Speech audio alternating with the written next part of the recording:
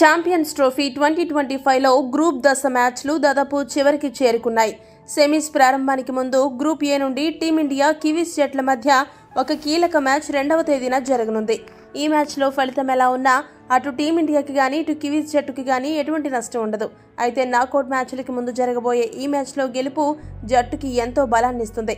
అసలే ఐసీసీ ఈవెంట్స్లో కివీస్కి టీమిండియాకి మధ్య రైవల్రీ ఎప్పుడు ఇంట్రెస్టింగ్ గానే ఉంటుంది. ఇటువంటి మ్యాచ్ కు ముందు టీమిండియాకి 2 గుడ్ న్యూస్లు అందాయి. ఆ వివరాలేంటో ఇప్పుడు చూద్దాం. పాకిస్తాన్తో జరిగిన మ్యాచ్లో టీమిండియా కెప్టెన్ రోహిత్ శర్మ కాలి కండరాళ్లు పట్టేయడంతో ఇబ్బంది పడ్డాడు. అదే మ్యాచ్లో స్టార్ బౌలర్ మహమ్మద్ షమి కూడా ఫిట్నెస్ సమస్యలు తలెత్తడంతో కేవలం 8 ఓవర్లు మాత్రమే బౌలింగ్ చేశాడు. ఆ మ్యాచ్ అనంతరం నేషనల్ మీడియాలో వీరిద్దరి ఫిట్నెస్ కోసం అనుమానాలు వ్యక్తమయ్యాయి.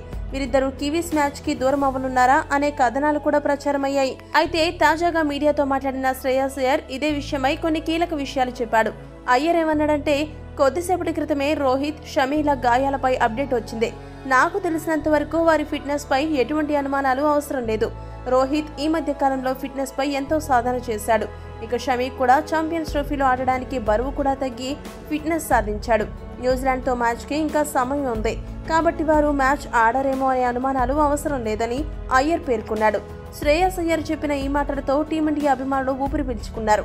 కివీస్ తో మ్యాచ్ తో పాటు త్వరలో ప్రారంభం కానున్న నాకౌట్ మ్యాచ్లకు రోహిత్ శర్మ, షమి జట్టులోకి అందుబాటులో ఉండడం ఎంతైనా అవసరం. వీరిద్దరూ ఉంటే ప్రత్యర్థిపై ఆటోమేటిక్ గా ఒత్తిడి ఉంటుంది.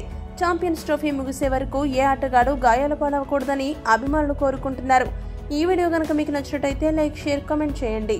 మరిన్ని స్పోర్ట్స్ అప్డేట్స్ కోసం మా ఛానల్ సబ్స్క్రైబ్ చేసుకోండి.